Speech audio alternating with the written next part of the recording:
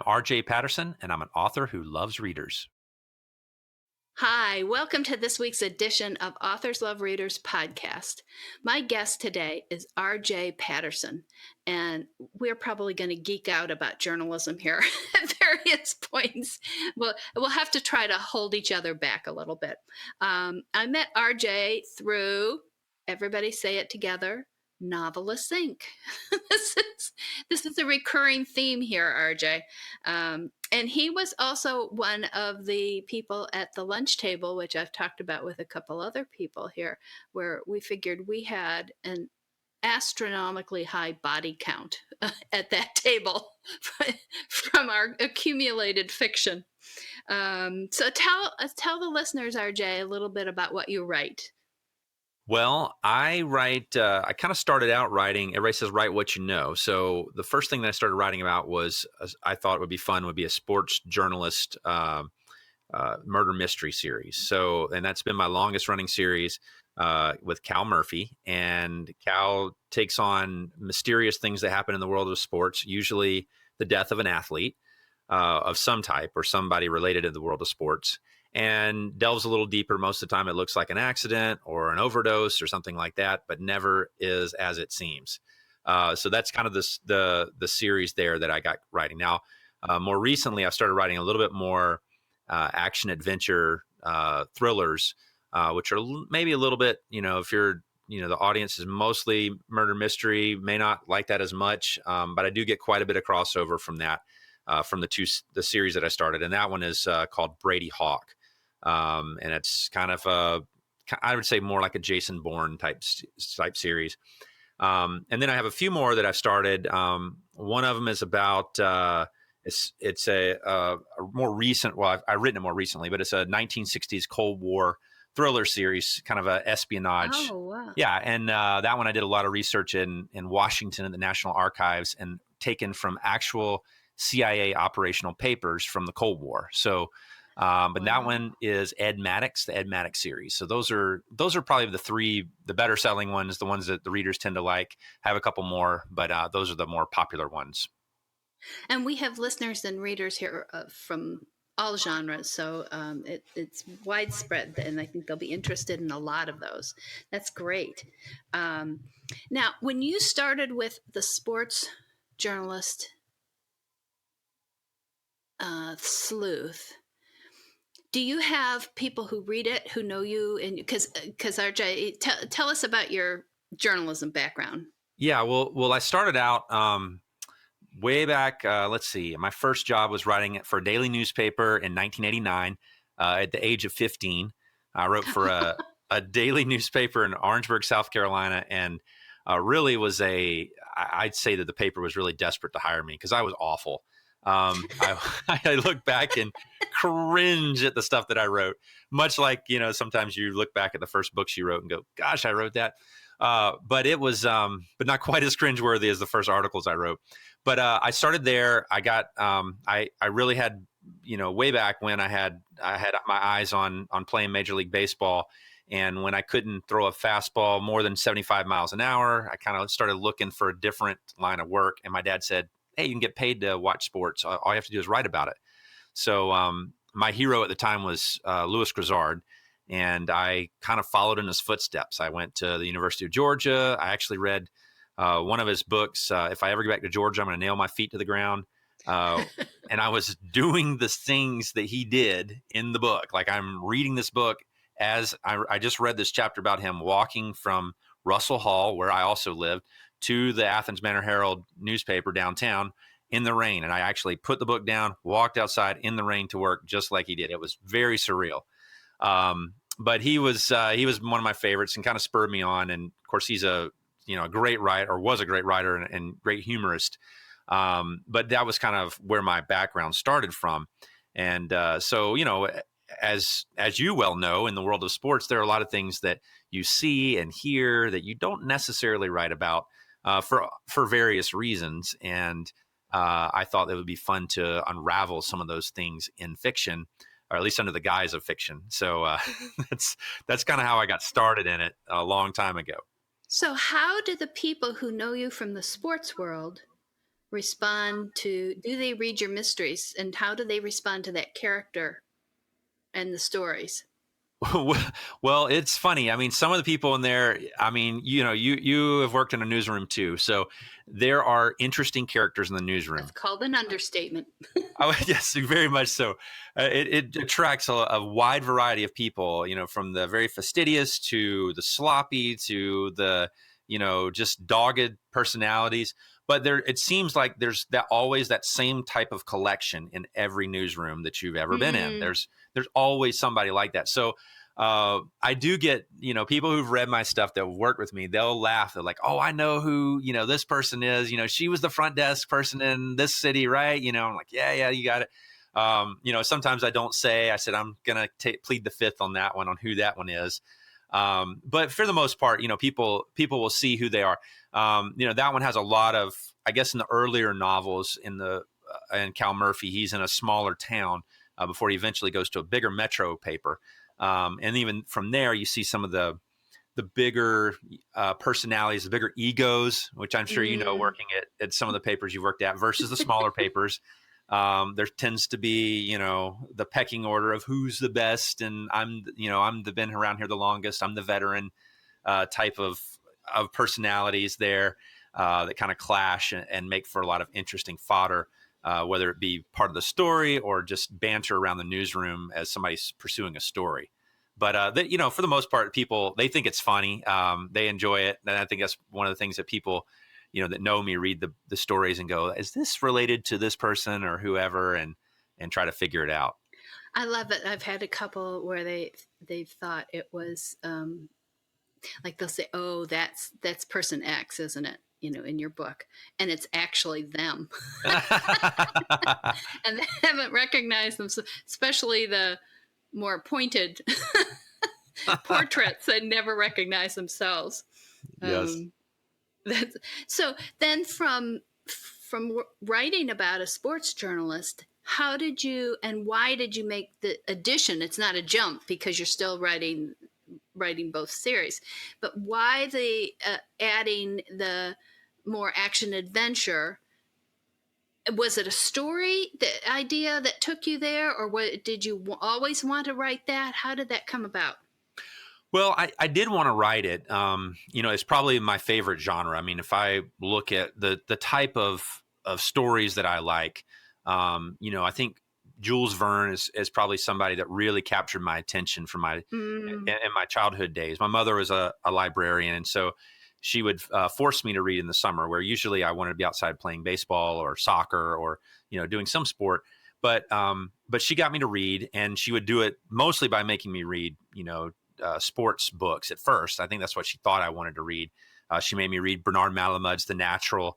It was one of the first books I remember reading, which does not end like the movie, and crushed my little heart as a 12-year-old reading that story. Yeah, that's a tough one.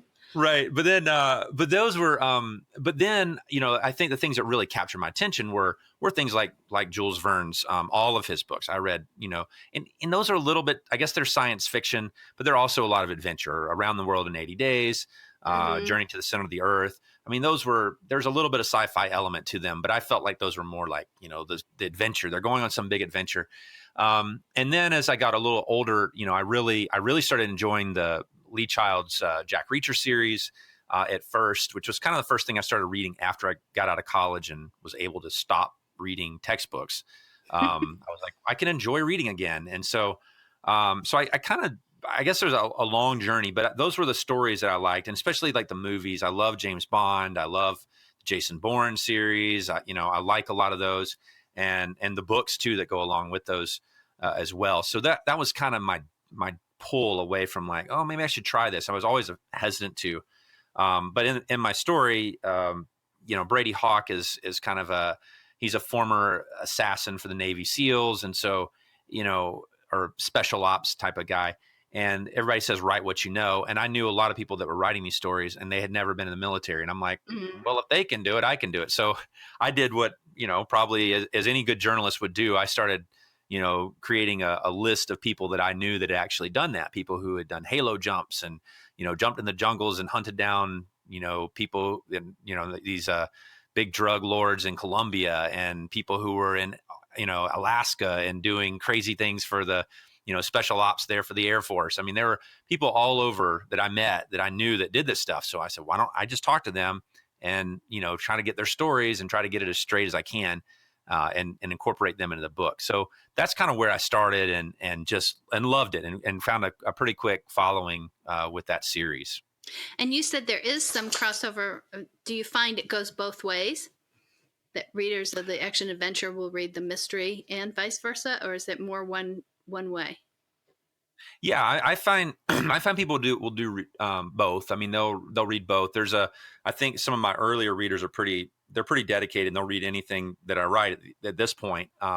So I'm pretty careful about making sure I can't write too crazy stuff, but I know that they'll follow over. I mean, it's just the stories are, I guess, the way that I like to write.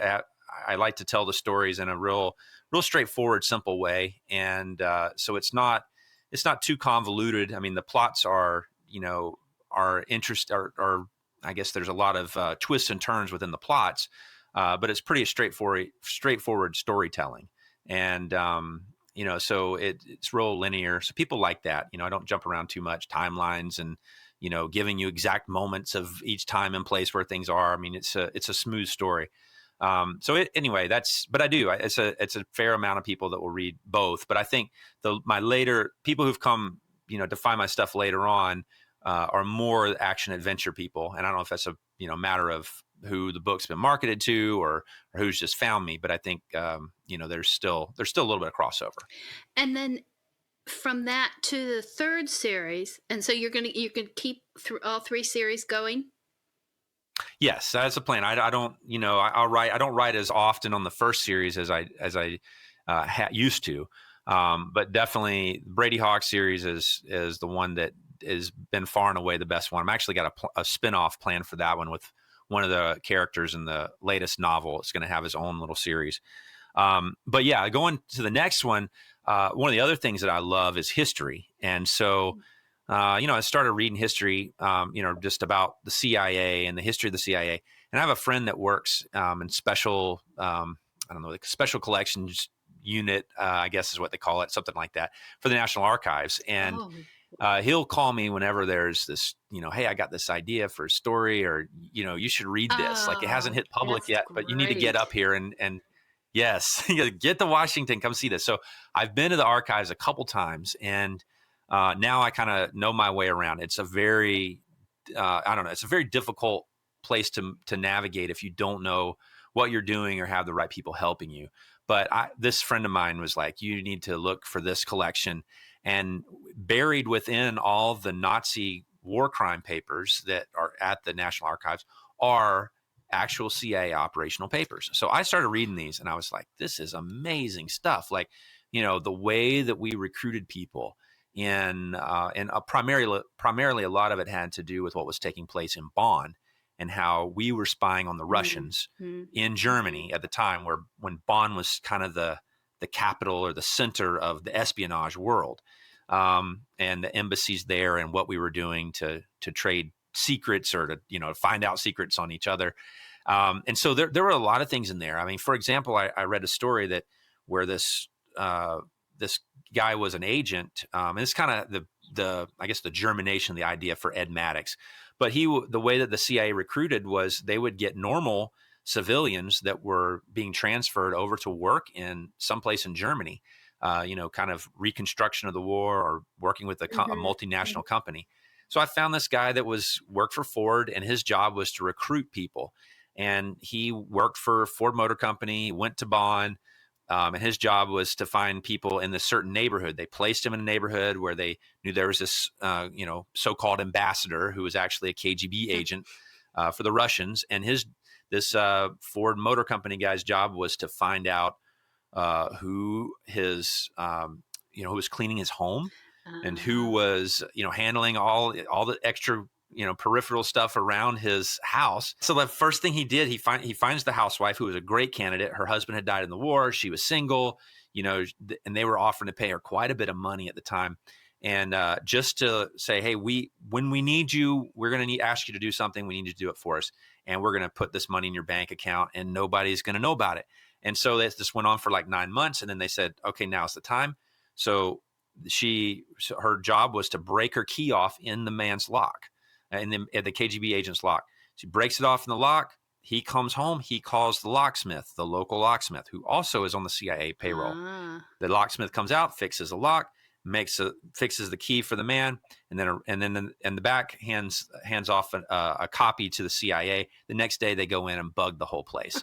So there's things like that I thought were fascinating. So I was like, what if you took an average everyday, character, a civilian, and who turned into this CIA agent, and what they did. And this is what was happening over there at the time. So that's where Ed Maddox comes from. And it's, it was so fun to research about the 60s Cold War era, what was important then, what they were wearing, what they were smoking, what they were drinking, what they were listening to, and have it all, historically accurate within the confines of these stories, taking place all across Europe. And I think probably the thing I'm most, I guess, on that series is probably the one I love the most, probably dearest to my heart, I guess, because I've spent a lot of time reading it. But I have another author friend of mine who's in her 70s who escaped from East Germany over the wall, and like maybe 3 months after they put it up, and she said she wanted to read one of my books, and I said, okay, read this one, and she wrote me back and said, this is spot on. She's like, you've captured what it's like to be, even when the characters go to the Czechoslovakia, the Czech Republic, this is exactly what it's like over there. So I was pretty excited about that from somebody who'd actually been there and survived it, this is what it was like. So anyway, that was part of it. So if you like history and like those elements of history, you'll definitely like that series. So when you have, I guess I'm wondering how you balance the series and whether what you're writing next comes from trying to keep each series going, or do some story ideas come to you? Because one of the readers asks about how we get our ideas, and what this reader has said is that she knows of authors who dream their stories and others who have, characters just kind of show up in their heads. And she's always curious about how each author, and very kindly says, gets ideas for our beautiful stories. So I'm curious too about how you get the ideas, and then whether that drives which series it's going to be in. Or whether you start thinking, I'm going to write this book. I'm going to write a book for this series next. And yeah, well, I usually I tried to, at least with my series, I've tried to get an arc with them, a story arc that goes beyond, and I guess I guess a more simplistic way of saying is that I try to write it like television, episodically. These aren't cliffhangers. It's not like you can't get a whole story out of it and go, what's going to happen? But there is about 10% of each novel in the Brady Hawk and the Ed Maddox series. I have a big arc that I scripted out a long time ago. Like, this is where the story is going and where it's going to end up. And so about 10% of it is that thread, and all the novels is a thread that strings them all together.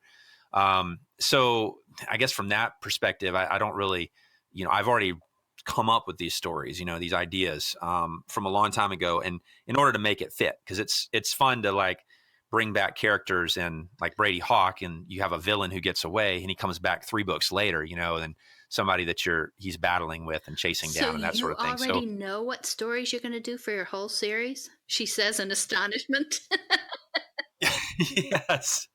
Yes. I mean, for most of them, I'll say at a point where if I get to like, let's say book 10 or 12, and I've kind of wrapped up that arc and I feel like there's more, then I'll restart it. And that's kind of what's happened with Brady Hawk. There was I brought it to a logical conclusion on some level.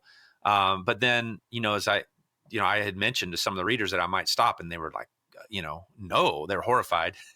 You can't stop Brady Hawk. I didn't kill him off. So I was like, okay, the way I can end this. And so I thought about it as the way that I had planned to end the series.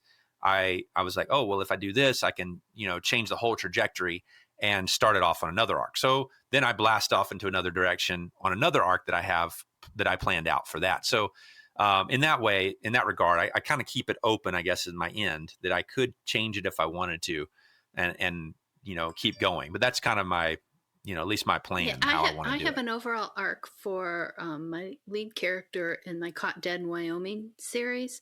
And I'm looking at, but I'm kind of loosey goosey about 10 books, 12 books, something like that. And I know I want to bring her to a certain point. But I don't know the individual mysteries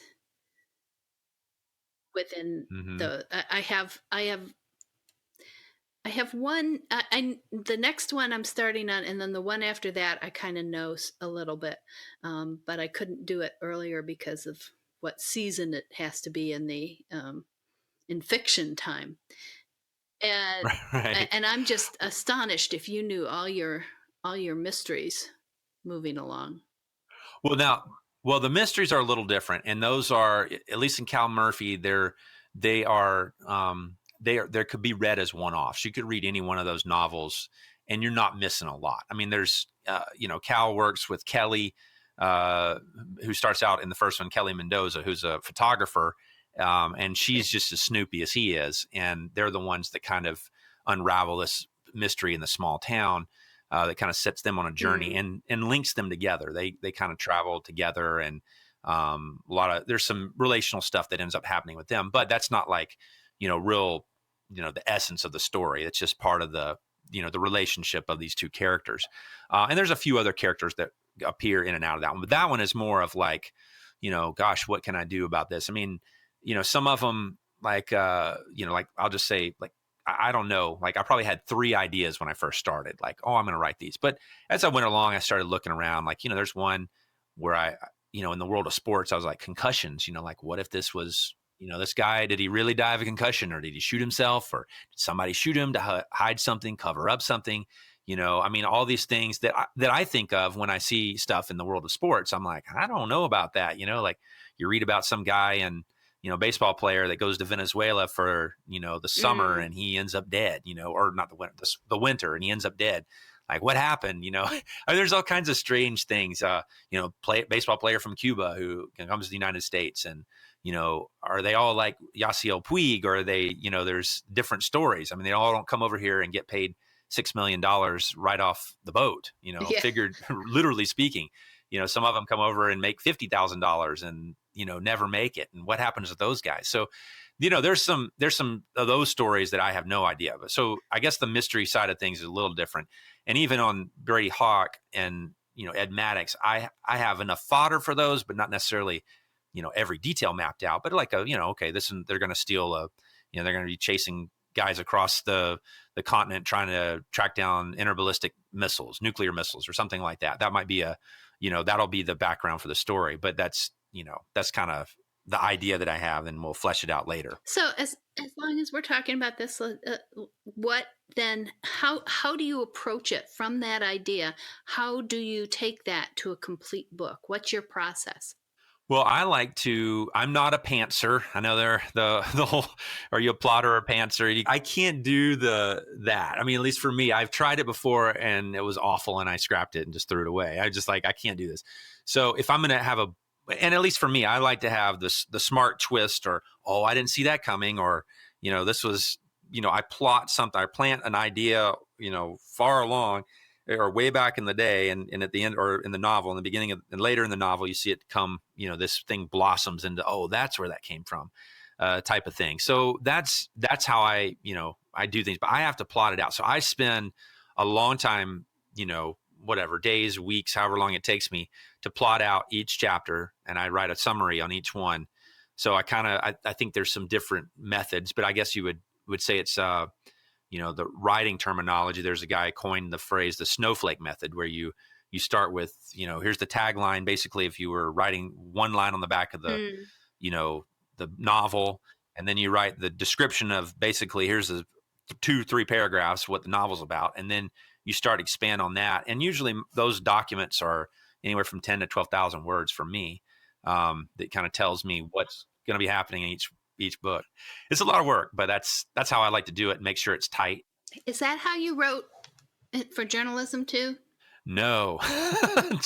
Journalism is it's completely different. At least for me, it's a completely different style of writing. And I still do that now. I cover different things for, various outlets and, events around. But, it's more of a, when I'm writing those, I'm thinking of the story, like what am I doing? And a lot of stuff that I do is game coverage. So that's your super pantser mode. I mean, you'd think that I could be able to thrive in that, where you have, 30 minutes to write 600 words on deadline, and with quotes, and everything better be tight and right. And you're handing off to an editor in New York who's going to be crawling down your throat if you get it wrong. And so that's, for me, that's a totally different thing. I'm sitting there watching a game and I'm thinking, what's the story? I covered the Mountain West championship game on recently, and it was like I didn't know who was going to win, and I wasn't sure. The game went to overtime, and I had basically had 2 full stories written, just because I got to have something. And even then, I wasn't even sure what I was really going to write about. And it wasn't until after the game that I went to the press conference that I actually figured out, oh, that's the story. I didn't, this is where I want to go with it. And so it was, that's one method. But none of those techniques. The only technique, I guess, that I borrow from my journalism days is the fact that I can write fast. And other than that, it is just like, there's nothing else that transferred for me. I mean, dialogue a little bit. Dialogue's a big one for me. I really think it hones your ear for dialogue. It's a great background. And I think sports is a terrific background because there's so much intrinsic drama, conflict. There's conflict in every sports event because the competitor is either in conflict with other competitors, or for sure in conflict with himself of how they perform. Absolutely. I think it is a great microcosm for a lot of things. I mean, and you get it all in 2-3 hours, depending on what sport you're watching, and get to watch it unfold. And it's good. I mean, and I can't stop myself when I'm watching a game. I'm always thinking about, oh, this is the story. This is what I would write about, so. And did you or do you now have to do what we used to call B matter? So you would do the running on the first half, and then say on a football game, and then top it with a lead at the end of the event, and then do a write through when you had a chance to actually do a real story. Were you doing any of that on off the cuff? Well, the Associated Press is who I do a lot of my stuff for right now. And they don't do that anymore because everybody gets the speed at which you get your information is, people want to find out about the game is so fast. Most people have watched it, or they're on ESPN or whatever their favorite sports app, and they've seen the highlights already. So they don't need a play-by-play type thing. So the running story thing, they don't even really want that. So a lot of my stories I actually have a section where the takeaway that I write, if you read into the AP stories on college football or any college sports game, even NFL, I think they do this for NFL games. It is where you get to kind of editorialize now. What do you see happening as a result of this outcome, whether it be a player or a team or whatever. So it's really different. But then you do get to, the write through is still there where it's the more, in-depth story where you're getting behind the scenes of something and sharing that. So that's still there, but, and goes out, but immediately the what they call news now is what the AP really pumps out to all these outlets, these news outlets and websites that you have to have 5 minutes after the game. And it's not a running story. It's kind of a overall general, here's what happened type of thing. That's interesting. What the highlights were. It was such a particular skill. And I knew a couple of people, really surprising people. David Remnick, who's now the editor of the New Yorker. I think that's right. He was really good at that. And I think he only did it one season with the NBA, but his running stories were really good. Very peculiar little skill. So, okay. Yes. We've sort of talked about, one of my questions is surprising job you've held. Have you had different surprising jobs beyond sports writing? Yes. Let's see. Probably I was trying to think about this. The more surprising, would it be more surprising that I worked on the midnight shift at Walmart, or that I was a cotton scout in South Carolina when I was a teenager. So you got to explain what a cotton scout is. Yes, cotton scouting is fabulous. It's probably the best job you get as a teenage boy, I would guess. Imagine if you like riding motorcycles and getting a tan and getting paid lots of money. I mean, it's really great, and you only work 4 days a week. But what you do is you would ride through a farmer's field, and depending on the size of the field, you would check, 4 or 5, maybe 8 spots, and get what you would call a count on a number of plants. You count up to 100 plants and figure out how many percentage of thrips, aphids, bollworms. Boll weevils are pretty much eradicated. You very rarely see those, but army worms, there are all kinds of different worms and other bugs that could damage the crop. And then when you reach a certain threshold, you'd fill out a report, and reach a threshold, it would let the farmer know when to spray, which saved them money and saved the environment. So it was a really cool job. And you made a lot of money doing it, just riding a motorcycle most of the day. So it was great. Is that still a job out there now, or has technology taken that over somehow? No, I think there's still people doing it. I was just home for my high school reunion last summer.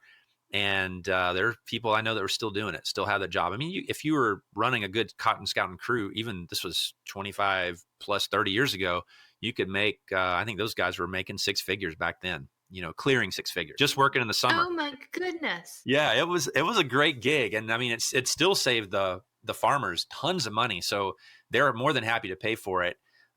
Because if not, then they don't know when to spray, and that's really costly. Or if you wait too late, it can cost them, quite a bit of yield on their crop. So what were downsides of the job?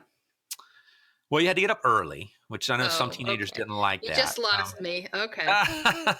Well, you had to get. We usually were leaving at 6 o'clock, so I usually got up about 5:30, but we were done by 3, so it wasn't that bad. So I mean, I guess that's, if you were a teenager who didn't like that stuff, you could do, didn't like to get up early, and you wanted to go to the pool all the time, but there's still plenty of time for that after work. But that was the only downside, I guess, for me. Sometimes having to sit in the back of the truck if you drew the short straw on a long trip in the morning, that was never fun. But it's never, those are very small inconveniences to how much you made and how much fun you had. Have you ever written anything with that as a background? You got to use that someplace. Yeah, no, it's funny. I probably one of the best stories that I worked for while we were scouting this farmer's field. We stumbled across a bunch of marijuana he was growing. Yeah. And I was like, reported this, and you actually, you would get money from, I don't know who it was. Somebody would pay you if you found this stuff out. But I was like really interested in I was like, this is cool. And that guy went to jail. I mean, it was like a big deal. And we were scouting his fields, and all the time, all of a sudden we're like, nope, we're not going there again. I'm like, why not? He's in jail. Like, we're done. We're moving on. So, so I guess there's some things like that I thought, well, that could be interesting. I mean, similar to, I don't know if you saw Bates Motel or you watched any of that, but that was it reminded me, there's some, drug growing that takes place in Oregon somewhere, but it reminded me of the drug growing culture and all around it that you'd sometimes stumble upon by accident out in these places. But yeah, I mean, I think at some point I'd like to. I mean, I think probably one of my favorite, most underrated John Grisham novels is A Painted House. I love that book, but I think it maybe because it harkened back to my time, when I was, working on the farm like that and being around those people, and just a lot of the rich subtext or, cultures that you find within the farm life, from different races and different backgrounds and ages, and people who've been there forever, and new blood coming in the farm. I mean, it's really interesting, but it's totally out of the realm of what I'm doing. At some point, I am going to do something on it. I've had several people ask me, when are you going to write about, life on the farm in the Low Country, and write a good mystery novel on it? And so if I can ever come up with the right time to do it, just want to write a one-off novel, I will do it one day.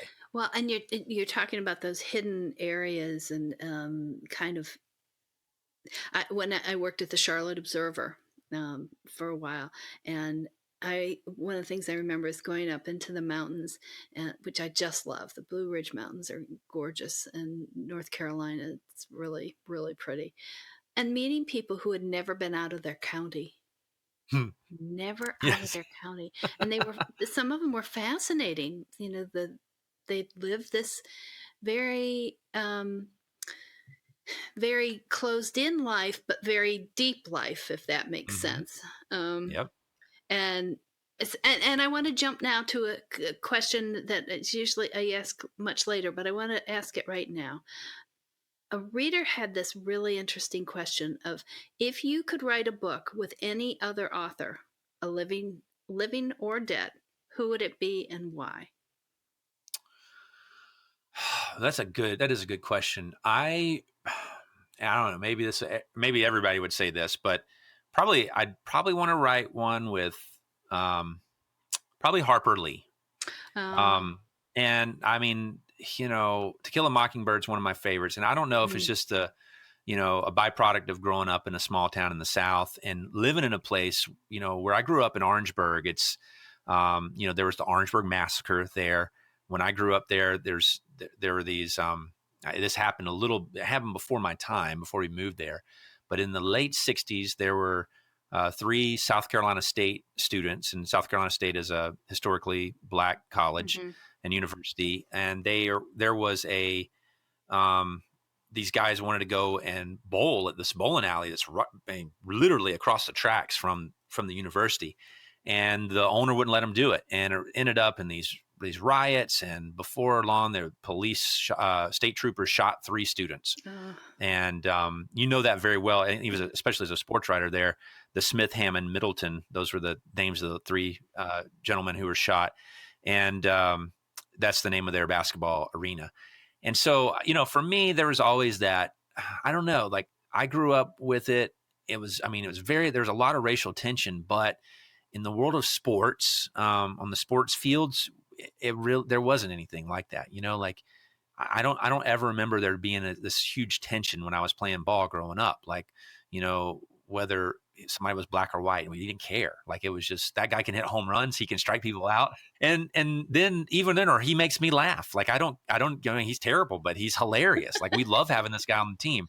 And it didn't matter what color they were, and it was just the way that it was. And so, while we knew that there was that stuff going on, like our parents, you would hear stuff about that, racial tension within the town and different things.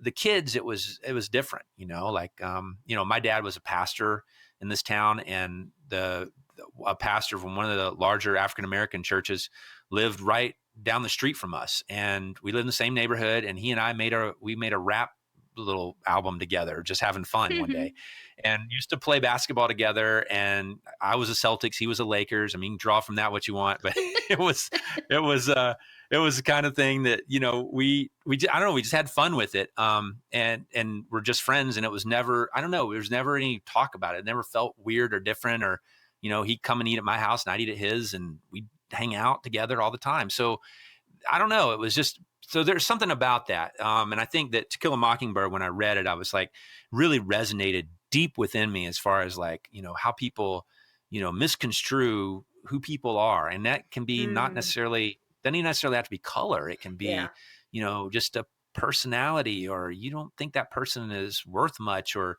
you think they should be dismissed for whatever reason because of how they look or how they act or how they think. They're different than you. And I think that's a universal message that probably we need more than ever now, so it would be fun to write a story with her on something like that, and I don't know if it's just that story, just resonates so deeply with me. And I don't know if I'll ever write something like that one day, but I really would. I mean, that kind of stuff is penetrating to, with readers, and really, it can bring about change just by reading fiction. It would be wonderful to have another story from her too, that. Yes. But that's a fascinating answer. I was curious because there are a number of people that came to mind for me who I thought you might be interested in, and that's a great one. Okay, now we get to do the rapid fire either ors. Okay. You ready? All right, let's do it. Here we go. Binge watch or make the watching last as long as possible. Binge watch. Jigsaw puzzle or crossword puzzle. Crossword puzzle. Sailboat or motorboat. Motorboat. Appetizer or dessert. Appetizer. Daisies or roses. Roses. Hot air balloon or train trip. Hot air balloon. House decorating or gardening. Ooh, neither one. Okay. Gardening. I have to go with gardening. I know it's either or. Gardening. Paper plates or best china. Paper plates. Mountains or beach. Mountains. Day or night. Night. Opera or show tunes. Show tunes. Hiking boots or cowboy boots. Hiking boots. Pickup or sports car. Sports car. Spring or fall. Fall. You said appetizer. I'm going to give you dessert anyhow. Ice cream or cake. Ice cream. Cruising or trekking vacation. Cruising or trucking. Trekking. Trekking. Trekking. Definitely trekking. Coffee or tea. Tea. Mustard or ketchup. Ketchup. Cat or dog. Dog. Winter Olympics or Summer Olympics. Summer. And this is the last one. Grab the best first or save the best for last. Save the best for last. Those are good. This has been a lot of fun, RJ. I hope that the listeners have gotten to know you a lot better. And we'll come back next week to meet another author or have another episode of Authors Love Readers podcast. And we will have all the information about RJ in the show notes. So in the meantime, have a great week of reading. Thanks so much for having me on. My pleasure.